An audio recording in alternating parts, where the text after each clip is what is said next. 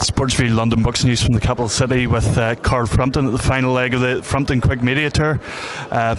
Tour's over now. How do you feel that it went? I think it was well. It was definitely the best atmosphere. It was always to be expected, though. We turned up in Manchester yesterday and wasn't too many people there. Just shows you the levels of interest that people have in Scott Quigg and me. It's not really comparable, but that was good today. I enjoyed that. Does that give you a bit of a boost that there's so many people who are prepared to turn up to a press conference, whereas Quigg wasn't able to muster a crowd yesterday? It did, if I'm being honest, and I know that people are going to say it doesn't matter because it's only me and him in the ring on the night, but I've always said that I perform better at home. Manchester's going to feel like home. You're going to see the best performance of my career. I'm going to win this fight instead. Is Manchester actually going to be a home fight? There's going to be so many people going by planes, trains, automobiles, whatever way they can get over. It'll feel more like a home fight for me than him. I don't know. I wouldn't like to be standing on a ramp in Belfast and being booed out of the place, and that's probably what's going to happen to Scott Quigg. Let's see how he deals with it, and let's see how he reacts when the first bell goes. Obviously, you had a head-to-head with him at the end of the press conference, and you were able to look him in the eye. Do you think that got to him, the reception he got today? A wee bit. He was a bit. He said a few more things than he has been in the past. Scott's been pretty respectful.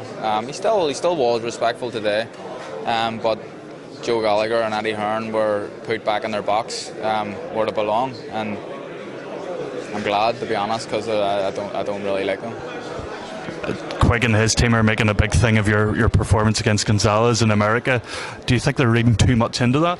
Well, that's why this fight's happening, because of my performance against Gonzalez. They never wanted this fight before, and they've got a wee bit of confidence from me getting put over in the last fight. But if I went in and blew Gonzalez out in 2 rounds, this fight still wouldn't be happening. And they've seen something, and they want to cash in on him now because, listen, this guy is hemorrhaging money on Eddie Hearn. He doesn't sell a ticket. Eddie has to pay him his wages. He's hemorrhaging money. Eddie wants rid of him, so I'm going to do him a favour. And then on the Gonzalez fight, is that the kind of thing where you learn from it and you become a stronger fighter going forward? Well, we'll see, won't we? I think that I'll need to have taken some from that fight. I overlooked the guy, if I'm being brutally honest, and I thought it was going to be an easy fight. Turned out that I got caught cold in the first round twice and went over 2 flash knockdowns, but I got up and I won the fight, and I adapted, and that's one of the main. That's one of the main things that's going to work in my favour in this fight. I can adapt, I can change things up.